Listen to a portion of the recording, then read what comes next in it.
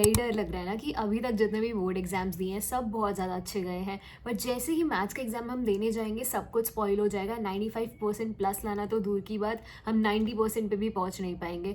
जितना ज़्यादा नेगेटिव तुम इस पॉइंट ऑफ टाइम पे रहोगे ना, तुम्हारी प्रेपरेशन उतनी ज़्यादा बुरी होगी। I went out of the way, reached out my friends जिनके बोर्ड्स में 95 प्लस थे in that mathematics exam, and I gained a lot of tips from them. उन टिप्स के साथ I've prepared a strategy for you. I will be stating some really great points in this video to help you out with your preparation, last minute preparations, last minute tips. बहुत important है, पूरी video देखना and subscribe to the channel for more such videos. CUET बहुत जल्दी आने वाला है, हर एक अपडेट के लिए यू हैव टू इंश्योर कि तुम कम्युनिटी ज्वाइन करो, the link is in description. Practice important है, पर उसके साथ कुछ कुछ छोटी छोटी चीज़ें हैं जिन पर हम बहुत ज़्यादा गलती कर देते हैं, एंड में रिग्रेट करते हैं, रियलाइज करते हैं कि काश हमने ये गलतियाँ नहीं करी होती तो फिर हम एटलीस्ट बेटर स्कोर कर पाते। Make sure to stick till the end and ensure to comment down below with this emoji अगर तुम्हें वीडियो पसंद आती है तो। सबसे बड़ी गलती हम मैथ्स या किसी भी प्रैक्टिकल एग्जाम में क्या करते हैं कि अगर हमें क्वेश्चन नहीं आता है ना, तो हम क्वेश्चन पूरे तरीके से छोड़ देते हैं। यू नो कि उस क्वेश्चन की कितनी ज़्यादा वेटेज है। अगर तुम कुछ भी नहीं लिख के आते हो ना, you won't even get a half mark और अ 1 मार्क। अगर तुम थोड़े से भी मार्क्स कहीं कहीं से गैदर कर सकते हो ना पेपर में, डू दैट। एक क्वेश्चन नहीं आ रहा है, at least write the formula, write the concept that is there in the question. बिल्कुल छोड़ के आओगे, you will get a 0, at least you will write a formula और अ कॉन्सेप्ट, तो तुम्हें कुछ मार्क्स एटलीस्ट टीचर देगा, द चेकर। इंश्योर कि पूरी तरीके से क्वेश्चन नहीं छोड़ के आ रहे हो, दैट इज इट। नंबर 2, सबसे बड़ी गलती लोग क्या करते हैं मैथमेटिक्स में कि इंटीग्रेशन पे लगे रहते हैं, हर वक्त इंटीग्रेशन की प्रैक्टिस करते रहते हैं। इतना लेंदी चैप्टर है, इतना वास्ट चैप्टर है, तुम उसको जितना करोगे ना उतना ज़्यादा वो बढ़ता जाएगा, वो कम नहीं होगा बर्डन तुम्हारे ऊपर से। इंटीग्रेशन की प्रैक्टिस करने के चक्कर में बाकी चैप्टर्स को मत छोड़ देना, उस पर बिल्कुल ही स्टक मत हो जाओ। गो टू अदर चैप्टर्स, उनको भी प्रैक्टिस करो, उनसे अपने मार्क्स लाओ। इंटीग्रेशन छोड़ना नहीं है, nobody is telling you to leave integration, but पूरी तरीके से उस पर स्टक मत रहो।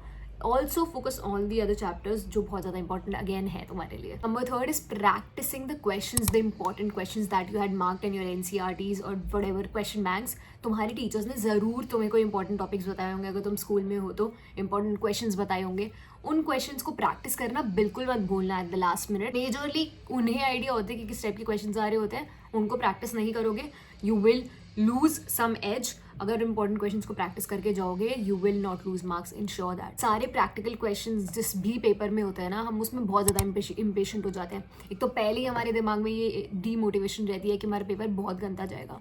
डू नॉट बी डीमोटिवेटेड, बिल्कुल पेशेंट रहो throughout the entire exam. I know बहुत ज़्यादा मुश्किल होता है, but once you start building that rhythm from the very beginning, तुम्हारा पेपर स्पॉइल नहीं होगा, बहुत अच्छे से पेपर होगा अगर काम रहोगे, बिल्कुल इम्पेशेंट रहोगे, पेपर में गलतियां करोगे और एंड में तुम्हें लगेगा कि हमने कितनी बड़ी गलती कर दी है।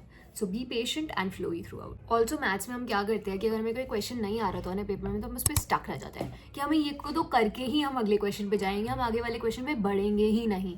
Do not do this. अगर तुम्हें क्वेश्चन नहीं आ रहा है, move to the next question, बाद में इस क्वेश्चन पे आ जाना जब तुम सारे क्वेश्चन जो तुम्हें आते हैं वो कर लेते हो। बाकी के क्वेश्चन को कॉम्प्रोमाइज नहीं कर सकते क्योंकि उनके भी मार्क्स तुम्हारे चले जाते हैं। तुम्हारे पास बहुत कम टाइम है इन केस यू थिंकिंग तुम मैथ्स में सारे क्वेश्चन एक साथ कर दोगे। जो लोग सैम्पल पेपर सॉल्व कर रहे हैं उन्हें आइडिया है कि टाइम मैनेजमेंट कैसे करना है। इंश्योर दैट यू प्रैक्टिसिंग अच्छे से एंड पूरे टाइम एक चीज ध्यान रखनी है कि अगर एक क्वेश्चन नहीं आ रहा है उस पर स्टक नहीं रहना है, move on to the other question. और एक बात तुम्हें याद रखनी बहुत ज्यादा इंपॉर्टेंट है कि 8th में से तुम्हारा CUET एग्जाम है। प्रेपरेशन अभी से स्टार्ट कर दो। दिस मंथ इज मार्च, अप्रैल का मंथ है तुम्हारे पास, सिर्फ just 1 month left for your CUET exam and I am not joking. तुम्हें मैं किसी बबल में नहीं रखना चाहती हूँ eight this point in time. This is serious, you just have 1 month for your exam और तुम्हारे पास प्रेपरेशन के लिए कोई भी मोड नहीं है। If you are not taking a coaching, do not worry. मैंने भी कोई कोचिंग नहीं ली थी and I just did CUET exam in just 1 month and I scored a good score. तुम भी ये चीज़ कर सकते हो if you have credible resources and understand कि having credible resources is definitely important कि तुम समझो कि फॉर्मेट कैसा आता है, बेसिक क्वेश्चंस कैसे फॉर्म होते हैं, क्योंकि हर एक सब्जेक्ट के लिए स्पेसिफिकली मैथमेटिक्स MCQs में हम बहुत ज़्यादा गलती करते हैं because the time management is a very very very difficult part when it comes to mathematics और any practical subject for that matter. If you're a commerce stream student, बहुत ज़्यादा इंपॉर्टेंट है कि अभी से प्रेपरेशन स्टार्ट कर दो because बाद के 10 दिन 30 दिन में कुछ नहीं होने वाला है। इंश्योर कि practice eight this point in time. Board exams I totally understand. एक क्रेडिबल रिसोर्स जो मैंने अपनी प्रिपरेशन के लिए यूज किया था एंड हमेशा हर एक बैच को I recommend that is Oswal books. I did all my preparation with the help of Oswal books and they are out with some amazing books at this point in time. Oswal books is out with 20 mock test combined paper booklet. इसमें तुम्हारे सारे subject के mock papers हैं।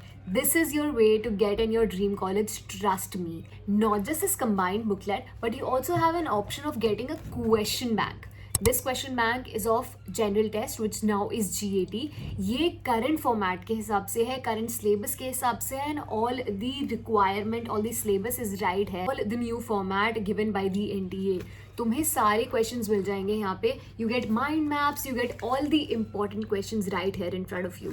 और सिर्फ questions नहीं, you also have solutions at the end to understand कि तुमने कहाँ गलती करी है, तो तुम्हें कहाँ गलती नहीं करनी चाहिए। GAT की प्रिपरेशन बहुत ज़्यादा मुश्किल है लास्ट के 1 मंथ में, and you have to get a resource जिसमें सारी चीज़ें अवेलेबल है for you. This question bank is the solution. यहाँ पे तुम्हें सारे debate, quantitative aptitudes, logical reasoning, everything is in this booklet. सारे इंपॉर्टेंट क्वेश्चंस, सारे important references is in this book. तुम्हें रीडिंग मटेरियल चाहिए, यू गेट दैट। तुम्हें mind maps चाहिए, यू ऑल्सो गेट दैट। और बहुत अच्छे से फॉर्मेटेड है ताकि तुम्हें समझ आए, तुम्हें कोई प्रॉब्लम ना हो। सो ensure that you get your hands on this question bank. This is available for all the subjects, not just GAT। Description वाला लिंक यूज करते हो, you get it of on all these books. Basically, Oswald Books is the guide to your dream college. Definitely get your hands through the link given in the description. Off मिलेगा if you use the link down in the description. Let's move on to the next step. बहुत ज़्यादा important है कि तुम एक constant speed लेके चल रहे हो मैथ्स एग्जाम। शुरू में हम कोशिश करते हैं कि हम बहुत आराम से करें ताकि हमारा पूरा फॉर्मेटिंग बहुत ज़्यादा सुंदर हो। ऐसा सुना है ना कि फर्स्ट पेज बहुत ज़्यादा सुंदर होता है, लास्ट पेज उतना ही मेस्ड अप होता है। ये चीज़ हमें नहीं करनी है। शुरू से कांस्टेंट स्पीड लेके चलो ताकि सारे क्वेश्चंस तुम अटेम्प्ट कर पाओ। कोई क्वेश्चन छोड़ना इज अ बिगेस्ट मिस्टेक। तुम बाद में रिग्रेट करोगे कि काश हमने स्पीड से कर लिया तो तुम्हारे सारे क्वेश्चन हो जाते। Next is being patient. जैसे मैंने पहले बोला कि सांस लो, पेशेंट रहो throughout the entire exam. कुछ मिसअप नहीं करना है, तो पेशेंट रहना बहुत ज़्यादा इंपॉर्टेंट है। और चिल करो, कोई टेंशन की बात नहीं है। मैथ्स का एग्जाम है, तुम्हें सब आता है, you will be able to do that. लोगों का कहना होता है कि मैथ्स का एग्जाम है तो डरो डरो डरो, डू नॉट फियर। थोड़ी सी नर्वसनेस होना ऑब्वियसली बहुत इंपॉर्टेंट है, क्योंकि अगर नर्वस नहीं रहोगे तो तुम प्रेपरेशन नहीं कर पाओगे। बी नर्वस, बट इसका मतलब ये नहीं है कि तुम पूरा चिल खो दो। बी चिल, बी काम, बी पेशेंट। जितना आता है उतना करके आओगे तुम। I know that. The last one, but the most underrated one, is sleep well before the exam. कोई ज़रूरत नहीं है तुम्हें 2-3 बजे तक पढ़ने की और इवन सुबह के 4 बजे तक पढ़ने की। Just sleep before time. 10 बजे 11 बजे सो जाओ ताकि तुम सुबह जल्दी उठ के थोड़ी सी भी रिविजन फॉर्मूलाज की कर पाओ। स्लीप वेल, एक बहुत अच्छी स्लीप लेना एक काम माइंड के लिए बहुत ज़्यादा इंपॉर्टेंट है और तुम्हारी वेल बीइंग के लिए बहुत ज़्यादा इंपॉर्टेंट है। Ensure that you are very focused throughout and make sure to subscribe to the channel. If you like the video, do comment down और बताओ तुम्हें किस टाइप की वीडियोस और चाहिए, because again CUET की strategy के लिए if you want a video, do comment down also. Like the video, subscribe to the channel, take care, peace out, stay hydrated और कोई ज़रूरत नहीं है स्ट्रेस लेने की, you will do good. Bye bye.